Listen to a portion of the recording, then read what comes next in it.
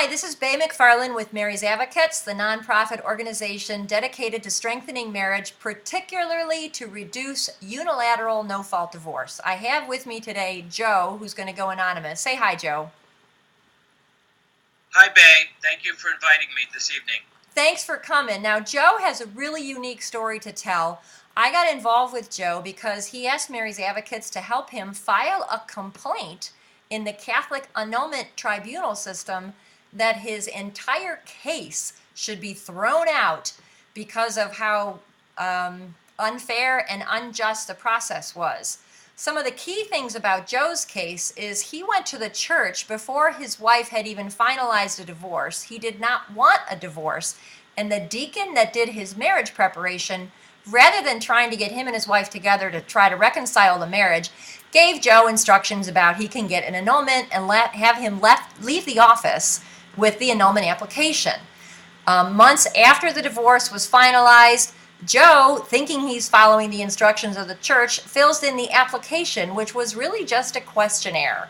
And he mandated, we think, a procurator to speak on his behalf, where he was waiving his own rights to speak on his own behalf, but this was never explained to Joe. At the end of the day, Joe got a letter from the tribunal telling him his marriage was invalid.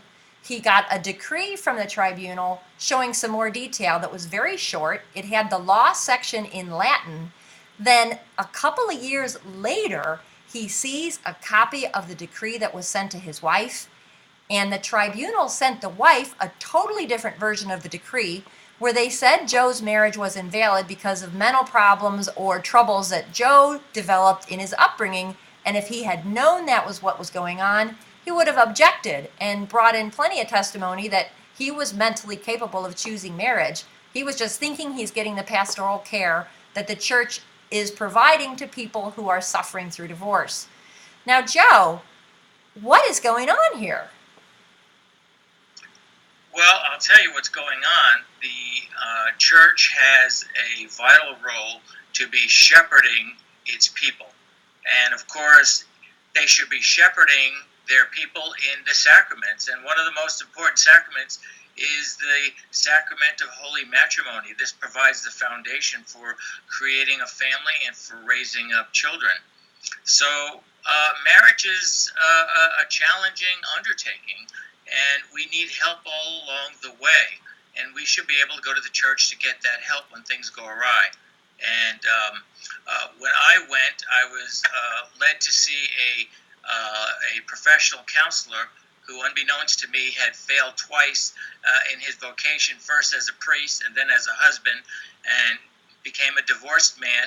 And his wife, who had been a nun, also a clinical psychologist. The two of them were accepting referrals from the church for family problems, and yet my wife and I were not encouraged to pray or taught how to pray together.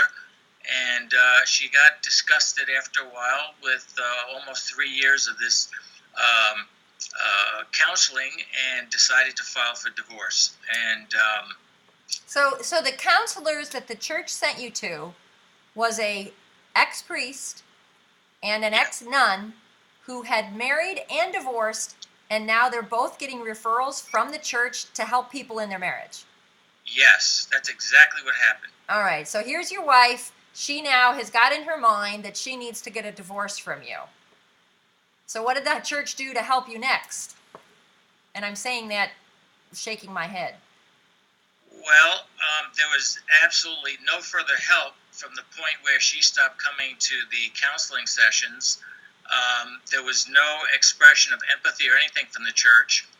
And the next thing, she's making allegations that I never wanted to be a father, that I tried to force her to abort all of our children, which, if you knew anything about me, that was a horrific lie and was upsetting. So I contacted the deacon who had originally prepared us. And that in and of itself is a story I'll try to stay away from for the moment. So the deacon, when I contacted him about her false allegations and wanted to get church records, and he said, well, come in and talk to me about that. And when I explained that she was making false allegations, he said that he would get the records. And when he got the records, then told me that the records show that you are most separated or polarized around issues related to children and money management, and that would qualify us for an annulment. Well, whoa. So this deacon is telling you because you have disagreements about money and raising children, that qualifies for an annulment? That's exactly what he said. And, he brought up annulment. And before I left that first meeting, I had a book on annulment and an application for an annulment. And, I was just looking to address the question of the false allegation because I wanted validation that I did not express anything like that at the time we married. I knew why we were getting married. I knew it was about having children. I was looking forward to having children. And, I was just looking for some church help on that. All right, so he sends you home with his annulment application. Then after the divorce, you file for it. I remember you telling me that when you filled in your questionnaire, there was nothing on there saying that you were accusing yourself of not knowing what you were doing and not understanding marriage or being mentally ill or mentally disturbed at the time of marriage, right? You never said that about yourself. No, I was totally transparent. I was totally engaged. I thought this was the way the church was leading me. I aimed to be as truthful and as thorough as I could in explaining the background.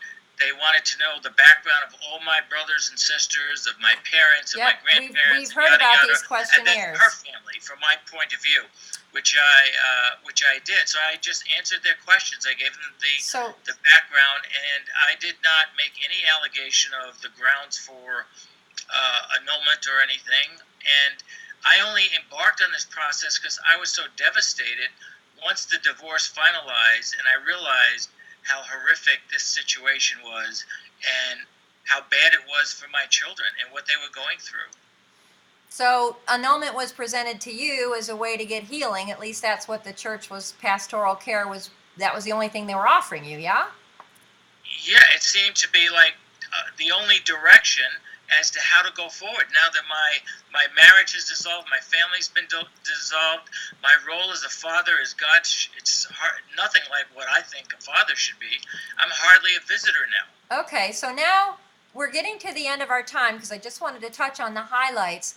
When you found out that the tribunal gave your wife a totally different version of the annulment sentence after they were all finished with both first and second instance, what did you think about reading how they were saying your marriage was invalid because you didn't know what you were doing or you were the cause of it being invalid?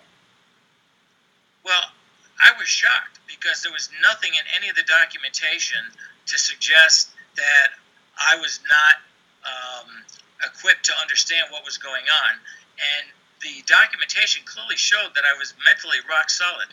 I'm professionally a physician, and I work in a life and death situation all the time. And I deal with a lot of people who are mentally ill doing crazy things like crashing their cars and taking overdoses. So, I'm pretty knowledgeable in that area, and I'm rock solid. And the documentation showed that. So for them to conclude that I was mentally anything but rock solid, there was no foundation for that. So, okay, yep. It's surprising.